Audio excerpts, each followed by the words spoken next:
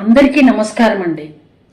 ఇంతకు ముందు వీడియోలో మీకు ఆషాఢ మాసం యొక్క విశిష్టత గురించి చెప్పుకున్నాం. చెప్తూ మీకు శూన్యమాసం అనే మాట ఒకటి చెప్పానండి. దీని గురించి తర్వాత చెప్పబడుతుంది అని చెప్పానండి. ఇప్పుడు నేను చెప్పబోయే ఈ వీడియోలో శూన్యమాసం గురించి తెలుసుకుంటాం. వెళ్ళిపోదామా వీడియోలోకి? అందరికీ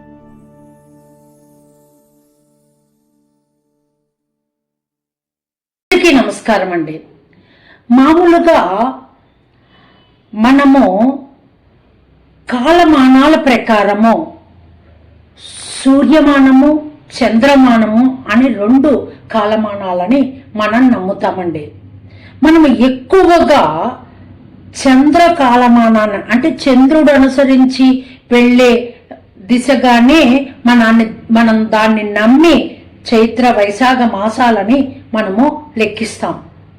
మరి సూర్యకాలమానాన్ని బట్టి అంటే ఏ రాశి సూర్యుని యొక్క రాశిలోకి వస్తుందో ఆ యొక్క దాన్ని బట్టి సూర్యమానం కూడా చెప్పబడుతుందండి.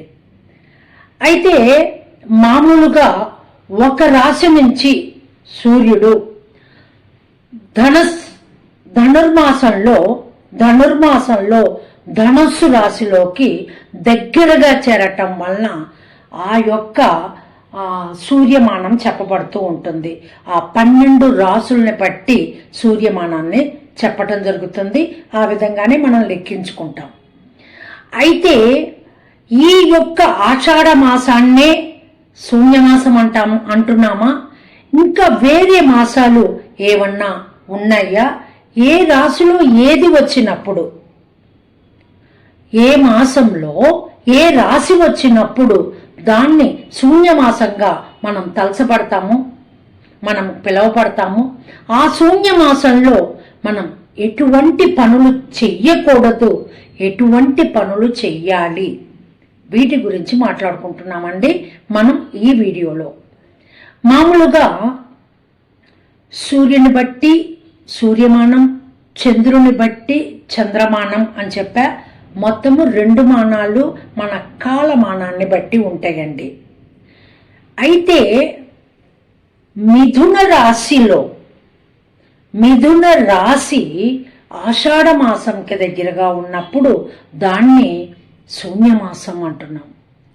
అదేవిధంగా కన్యా రాశి దగ్గరలో భాద్రపద మాసంలో కన్యా రాశి ఉన్నప్పుడు దాన్ని కూడా శూన్యమానంగానే భావిస్తున్నాం మనం. అదేవిధంగా ధనుర్రాశి పుష్యమాసంలో ఉన్నప్పుడు దాన్ని శూన్యమాసంగానే భావిస్తాం. మీనరాశి చైత్రమాసంలో ఉన్నప్పుడు దాన్ని కూడా మనము శూన్యమాసంగా భావించటం జరుగుతుంది.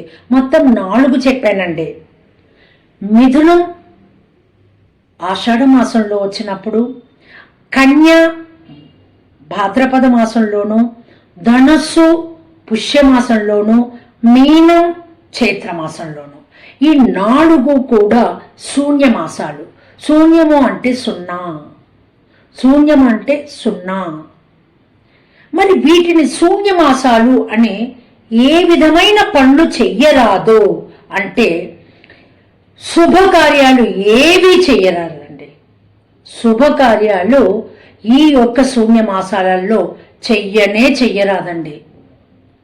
గృహప్రవేశాలు కానివ్వండి, వివాహాలు కానివ్వండి, ఇతరత్ర శుభకార్యాలు ఏవైతే ఒడుగులు చేస్తారు చూడండి, జంజం వేసి ఒడుగు చేస్తారు చూడండి, అటువంటి కార్యక్రమం కానీ ఈ శూన్యమాసంలో చేయదు. మొత్తం 4 చెప్పానండి.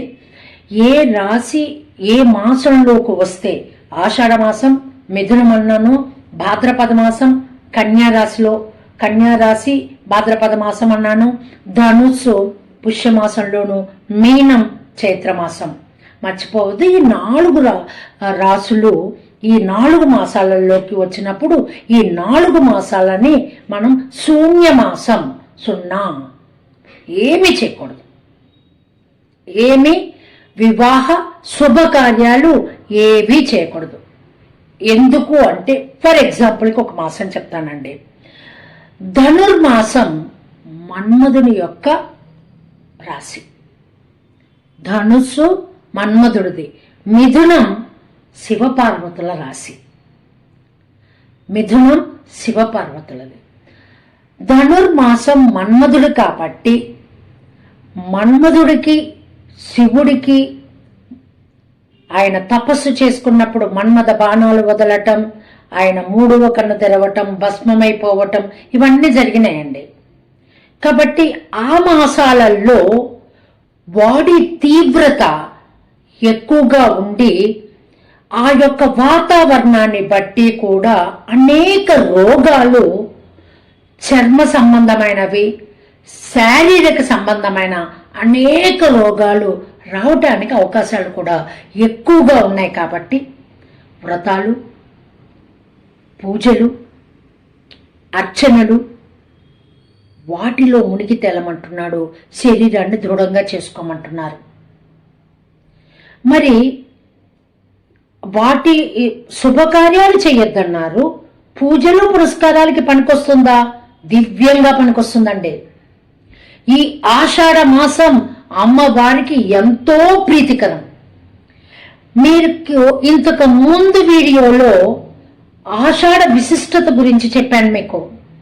అందులో చెప్పబడింది ఆషాఢ శుక్రవారాలని, ఏకాదశులని, గురు పౌర్ణములని, జగన్నాథ రథచక్ర యాత్రలని, ఒకటేమిటి అనేక రకాల పండగ దినాలు ఆషాఢ మాసంలోనే వస్తాయండి. అవన్నీ జరుపుకోవచ్చు, అవన్నీ వ్రతాలు చేసుకోవచ్చు, విశేషమైన ఫలితాన్ని పొందవచ్చు. అమ్మవారికి ప్రీతి, దుర్గమ్మవారికి చాలా ప్రీతికరమైంది. అది లక్ష్మి. ఈ ఆషాఢ శుక్రవారాలు లక్ష్మీ పూజ చేస్తే చాలా అనుగ్రహిస్తుందండి ఆమె. కాబట్టి అటువంటి వ్రతాలు, పూజలు చెయ్యండి ఈ శూన్యమాసంలో. శూన్యం అంటేనే సున్నా. శుభకార్యాలు చేయకూడదు. కావాలి అంటే పెద్దవాళ్ళకి చేయవలసిన కార్యక్రమాలు ఏమన్నా ఉంటే అవి ఈ శూన్యమాసంలో చేయటం వలన విశేష ఫలితాలు వాళ్ళు అందిస్తారు. ఆ పుణ్యకార్యాలు చేసిన ఆ పెద్దలు మిమ్మల్ని దీవిస్తారు అని కూడా పెద్దవాళ్ళు చెప్పటం జరుగుతుందండి. కాబట్టి ఈ శూన్యమాసం శుభకార్యాలకి పనికిరాదు. పూజలకి, వ్రతాలకి మాత్రమే ఇది విశేషంగా పనికి వచ్చే మాసం ఈ ఆషాఢ మాసం.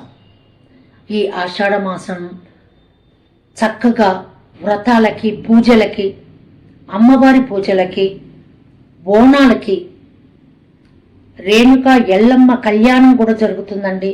బోనాలు సమర్పిస్తారు, అంటే ఆ అమ్మవారికి ఆహారాన్ని సమర్పిస్తారు. అలాంటి మంచి కార్యక్రమాలకి అన్నిటికీ కూడా ఉపయోగించుకోండి. శుభకార్యాలు మాత్రము ఈ శూన్యమాసంలో గృహప్రవేశాలు, వివాహాల ఈ శుభకార్యాలు మాత్రం చెయ్యబోకండి. ఇదండి శూన్యమాసం యొక్క విషయం. అందరికీ అర్థమైందని అనుకుంటున్నాను. సర్వేజన సుఖినో భవంతు. స్వస్తి.